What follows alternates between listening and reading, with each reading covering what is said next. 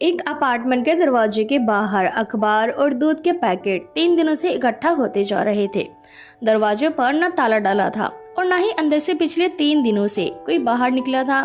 जब पड़ोसी इकट्ठा हुए तो उन्हें संदेह हुआ। दरवाजे के पास गए तो सड़न की बदबू से ज्यादा देर तक वहां रुका नहीं गया। स्थिति संदिग्ध थी तो पड़ोसियों ने पुलिस को कॉल कर जानकारी दी।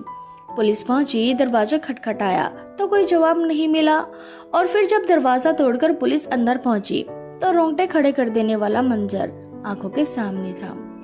अपने जमाने की सबसे खूबसूरत और पॉपुलर एक्ट्रेस परवीन बॉबी की लाश बिस्तर पर पड़ी थी, लेकिन पहचानने लायक नहीं थी।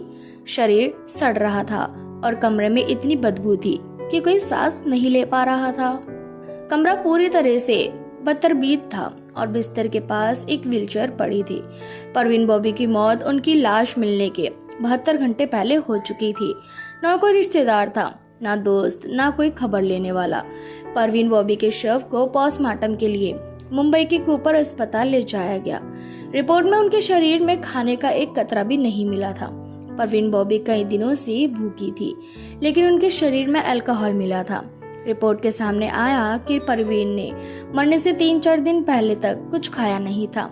भूख से ही उनके शरीर के कई अंग काम करना बंद कर चुके थे। परवीन के शरीर में सबसे ज्यादा सड़न उनके पैर में थी। पैर की उंगलियां काली पड़ चुकी थी। गैंग्रीन के कारण उनको हाई शुगर था। पैर सड़ने के कारण परवीन बॉबी शायद चल भी नहीं पाती थी। यही कारण था कि उनके बिस्तर के पास एक व्हीलचेयर मिली थी। 23 जनवरी 2005 कूपर अस्पताल में परवीन बॉबी का पोस्टमार्टम हो चुका था, लेकिन कोई रिश्तेदार उनके शव को क्लेम करने अस्पताल नहीं पहुंचा। लाश मिले 2 दिन हो चुके थे, लेकिन फिर भी कोई खबर लेने नहीं पहुंचा। आखिरकार फिल्म मेकर महेश भट्ट उनका शव लेने अस्पताल पहुंचे, जो एक समय परवीन की मानसिक स्थिति बिगड़ने के बावजूद उनके लिए अपना परिवार छोड़ आए थे। महेश ने ही परवीन के अंतिम संस्कार का बंदोबस्त किया था। साल 1983 में परवीन एक फिल्म की शूटिंग करते हुए अचानक सेट से गायब हो गई। ना उन्होंने किसी को जानकारी दी और न ही किसी को कोई खबर दी। इस दौरान खबरें उड़ी कि परवीन पर अंडरवर्ल्ड के लोगों की नजर थी, जिन्होंने उन्हें गायब कर दिया। एक्ट्रेस की कई फिल्में उनकी मौजूदगी में ही रिलीज हो गई। 6 साल बाद परवीन ने मुंबई वापस आकर सफाई दी कि उन्होंने अध्यात्म के लिए इंडस्ट्री छोड़ी थी। 1989 में परवीन बॉबी मुंबई आ गई। इसी बीच खबरें सामने आई कि परवीन बॉबी को पैरानाइड सिजोफ्रेनिया नाम की एक गंभीर बीमारी है, लेकिन हर बार पूछे जाने पर उन्होंने इससे इनकार कर दिया। परवीन ने बीमारी के जवाब में कहा कि इंडस्ट्री के लोग उन्हें जानबूझकर पागल करार दे रहे हैं। परवीन के अजीबोगरीब बयानों के चलते फिल्म इंडस्ट्री के लोग, उनके दोस्त उनसे दूरी बनाने लगे। परवीन बॉबी का इंडस्ट्री में पहला अफेयर डैनी डेंग जोपा से रहा। दोनों का रिश्ता करीब 4 साल तक चला और कबीर बेदी के साथ भी रिलेशन में रही हैं, लेकिन ये रिश्ता ज्यादा दिन तक नहीं चल सका। कबीर बेदी से ब्रेकअप के बाद परवीन की मुलाकात महेश भट्ट से हुई, जो पहले से शादीशुदा थे।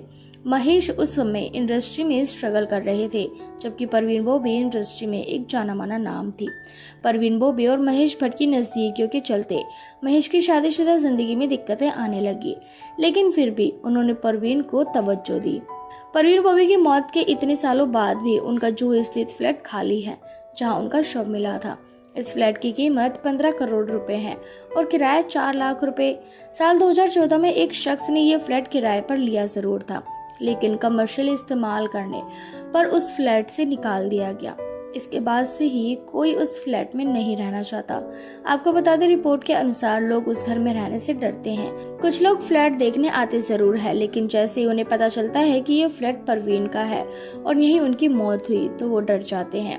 ये फ्लैट आज भी खाली है। तो दोस्तों, परवीन बॉबी की मिस्टीरियस मौत के बारे में आप क्या कहना चाहोगे? हमें कमेंट सेक्शन में कमेंट करके जरूर बताएं और साथ ही इसी तरह के इंटरेस्टिंग वीडियोस के लिए चैनल को सब्सक्राइब करना बिल्कुल भी ना भूलें।